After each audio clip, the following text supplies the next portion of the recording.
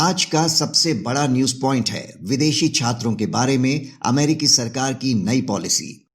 अमेरिकी president Donald Trump का ये ऐलान सवालों के घेरे में आ गया है कि सितंबर से शुरू हो रहे सेमेस्टर में जो विदेशी छात्र केवल ऑनलाइन क्लास अटेंड करेंगे उन्हें वीजा नहीं दिया जाएगा और ऐसे छात्रों को अमेरिका से वापस भेज दिया जाएगा। MIT और हार्वर्ड यूनिवर्सिटी ने इस पर रोक के लिए कोर्ट में अपील की। अमेरिका में पढ़ रहे और वहां पढ़ने की चाहत रखने वाले भारतीय छात्रों पर इसका बड़ा असर हो सकता है। इसकी पूरी तस्वीर समझने के लिए हम बात करते हैं मोहन तिवारी से, जो जाने माने एजुकेशन काउंसलर हैं। मोहन जी, अमेरिकी प्रशासन के इस फैसले की मार भारत के लगभग 2 लाख से ज्यादा छात्रों पर पड़ सकती है, जिन्हें या तो लौटना पड़ सकता है या फिर दूसरे विकल्प देखने होंगे। आप किस तरह से देख रहे हैं इस मसले को? देखिए, ये मसला इतना गंभीर नहीं है जितना हम लोग रिएक्ट कर रहे हैं इस पे। इसको अगर मैं बहुत क्लियरली समझाना चाहूँ बिना किसी कंफ्यूजन के, तो वो ये है कि क्योंकि ज्यादा से ज्यादा यूनिवर्सिटीज और कॉलेजेस यूएसए में ऑनलाइन प्रोग्राम ऑफर करना चाह रही हैं, जिससे कि उनका सेशन चलता रहे, जारी रहे और उनको किसी किस्म का नुकसान ना हो, ना यूनिवर्सिटीज को ना बच्चों को। उसको ध्यान में रखते हुए वो सारा का सारा करिकुलम ऑनलाइन चलाना चाह रहे हैं।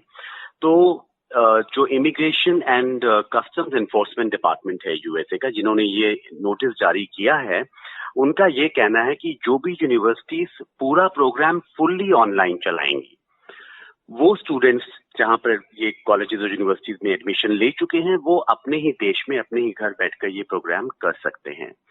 और जो यूनिवर्सिटीज हाइब्रिड मॉडल पे चलेंगी, ऑनलाइन कम ऑफलाइन चलाएंगी, उन स्टूडेंट्स के अगर वीजा पहले से अप्लाई होकर आ चुके हैं, एडमिशन मिल चुका है उनको, they will be definitely eligible to travel to USA and do the program in USA in the campus of the university.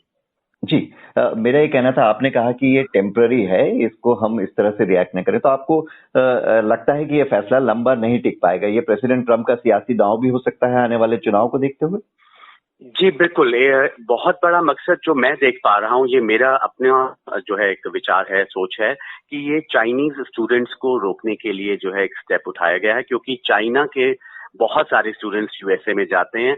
अगर फॉरेन यूनिवर्सिटीज में अगर वो चाइना के स्टूडेंट्स का हम देखें तो उनका मैक्सिमम यूएसए जो है फोकस रहता है, तो उसको ध्यान में रखते हुए ये डिसीजन लिया गया है। जी, और स्टूडेंट्स के साथ साथ यूनिवर्सिटीज के लिए भी चिंता की बात है, क्योंकि हमने देखा कि बुधवार को हार्वर्ड और MIT यूनिवर्सिटीज हैं, उन्होंने बॉस्टन के कोर्ट में एक लॉसूट भी फाइल कर दिया है इस ऑर्डर के खिलाफ। वो इस पे एक टेम्पररी रोक चाहती हैं। उनका कहना है कि ये अनलॉफुल है। तो आपको क्या लगता है, छात्रों को कुछ राहत मिल सकती है इन्होंने जिस तरह का कदम उठाया है? देखिए, मुझे लगता है कि ये फिलहाल तो ये रिवर्स नहीं होगा। ये नोटिस जो जारी हो गया है, ये डिसीजन आई थिंक रहेगा नवंबर दिसंबर तक। तो मुझे इसमें किसी किस्म की परिवर्तन की कोई होता हुआ दिखाई नहीं दे रहा है। तो आने वाले समय में छात्रों के लिए क्या रास्ता रहेगा अगर किसी वजह से उनको अमेरिका छोड़ना पड़ता है? तो इससे बेहतर विकल्प कुछ हैं उनके लिए, क्योंकि ऑस्ट्रेलिया, ब्रिटेन, चाइना ये भी विदेशी स्टूडेंट्स को कई ऑप्शंस दे रहे हैं पढ़ने के। क्या अमेरिका से बेहतर विकल्प हो सकते हैं ये? देखिए, मुझे ये लगता है कि छात्रों को किसी किस्म से किसी घबराहट को अभी दिमाग में नहीं लाना चाहिए, किसी किस्म से कोई पैनिक बटन नहीं दबाना चाहिए वो, क्योंकि ये वही यूनिवर्सिटी है, वही कोर्स है, वही प्रोग्राम है। सिर्फ उसको डिलीवर करने का जो है वो एक माध्यम चेंज हो गया है। अर्लियर वो क्लासेस में कर रहे थे, अब वो ऑनलाइन करेंगे। और पिछले 3-4-5 सालों से हम वैसे भी देख रहे थे कि जितनी भी टॉप आईवी लीग यूनिवर्सिटीज हैं अमेरिका में, इंग्लैंड में, वो सारी की सारी ऑनलाइन मॉड्यूल्स वैसे भी अपनी करिकुलम का हिस्सा बनाती जा रही थी। 40% तक जो करिकुलम है वो ऑनलाइन चला गया था। तो मेरे हिसाब से बहुत ज्यादा विकल्प में सोचने की जरूरत नहीं है, क्योंकि अगर आप एडमिशन पा रहे हैं तो फिर आप उस क्वालिफिकेशन को कंटिन्यू करिए और आप बिल्कुल पूरा करिए। उसमें कोई किसी किस्म का बदलाव लाने की जरूरत नहीं है। तो एजुकेशन काउंसलिंग में जैसे आपका लंबा अनुभव है, आपके पास भी छात्र आ रहे होंगे, सवाल कर रहे होंगे, आप उन्हें क्या समझाते हैं कि उन्हें क्या करना चाहिए? देखिए, मैं तो बहुत क्लियर रहता है मेरा एक बात कि मैं हमेशा ये कहता हूं कि सबसे पहले तो आप ये देखें कि क्या आप जिस भी करियर में आगे जा रहे हैं, ये करियर आपके लिए सही है या नहीं है, और क्या इसके लिए आपने बेस्ट यूनिवर्सिटी सिलेक्ट की है, और अगर वो बेस्ट यूनिवर्सिटी यूएसए में है, जरूर आप जाइए। अगर वो बेस्ट प्रोग्राम और कोर्स यूएसए में ऑफर हो रहा है, आप जरूर जाइए। और ये जो एक टेम्परेरी फेज है, इसको ध्यान में रखते हुए आप 60, 70, 80 सालों का जो एक करियर है, जो बहुत इंपॉर्टेंट डिसीजन है, उसमें ज्यादा फेरबदल ना करें, because this is just a momentary phase. ये बिल्कुल निकल जाएगा 6 से 8 महीने में।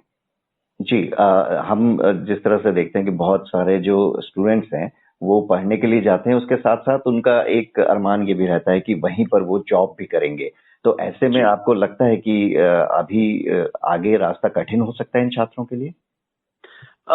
देखिए, जितने भी अंडर ग्रेड प्रोग्राम्स हैं, शायद वहां पर कुछ वर्क अपॉर्चुनिटीज में हम देख रहे हैं कि थोड़ा चैलेंज आएगा बच्चों को आने वाले 2-3 सालों के लिए।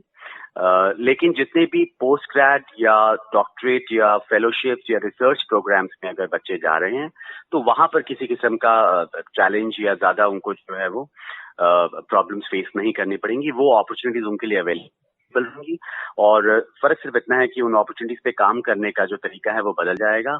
आपको बहुत कम जो है वो ट्रैवल करके आपको स्पेंड करना पड़ेगा टाइम कैंपस पे। मैक्सिमम टाइम आप घर से ही बैठ के उसमें काम करेंगे। बहुत से भारतीय छात्र थे जिनको इस समय तक यूएस में होना चाहिए था अपनी क्लासेस के लिए, लेकिन कोविड-19 की वजह से टल गया है। अब वो पसोपेश में है कि उन्हें क्या करना चाहिए? आप उन्हें क्या सलाह देते हैं कि उन्हें एडमिशन अपना बरकरार रखना चाहिए, उनको आगे इंतजार करना चाहिए या फिर वो दूसरा विकल्प तलाशें? देखिए, मेरा ये कहना है, बिल्कुल एडमिशन बरकरार रहेगा उनका, और उनको थोड़ा सा इंतजार करना चाहिए, क्योंकि ये सारे के सारे रास्ते जो हैं बहुत जल्दी खुल जाएंगे। बहुत सारे यूएस ऑफिशियल्स, इंडियन ऑफिशियल्स के साथ रोज बातचीत कर रहे हैं। आज भी सुबह बातचीत हुई है और बहुत लंबी बातचीत रही है, और हमें लगता है कि आने वाले 3-4 दिनों में इसका समाधान निकल आएगा, और बहुत अच्छे से जो है हमें क्लैरिटी दिखाई दे जाएगी कि किस तरह से बच्चे जो हैं वो यूएस यूनिवर्सिटीज और कॉलेजेस में अपने कोर्सेज और प्रोग्राम्स को स्टार्ट कर पाएंगे। और जैसा मैंने आपसे कुछ देर पहले पूछा था कि कुछ दूसरे देश भी छात्रों को बुलाते हैं अपने यहाँ, आपको लगता है कि अगर सिर्फ यूएस की तरफ ही हम नजर ना रखें, हम दूसरी जगह भी देखें, कहाँ अच्छा हो जी, सकता है? बिल्कुल। जैसा मैंने कहा, मैं बार-बार कहता हूँ कि आप पहले तो डिसाइड करें कि आपने जो भी करना है लाइफ में, वो करियर चॉइस आपका well informed, well thought out होना चाहिए, और उसको ध्यान में रखते हुए अगर बेस्ट यूनिवर्सिटी इंग्लैंड में है, आयरलैंड में है, कनाडा में है, ऑस्ट्रेलिया में है, तो आप वहाँ जाइए। कोई यूएसए ही तो एक अकेला देश नहीं बचा है पढ़ने के लिए, और बहुत अच्छी यूनिवर्सिटीज हैं बाकी भी देशों में। चाहे हम एशिया की बात करें तो बहुत सारी यूनिवर्सिटीज हैं, तो बहुत सारे विकल्प अवेलेबल हैं बच्चों के पास। चलिए, जैसे आप उम्मीद रखते हैं, मुझे लगता है छात्रों के लिए काफी हौसला बढ़ाने वाली बात है ये। बहुत बहुत शुक्रिया मोहन जी हमसे बात करने के लिए।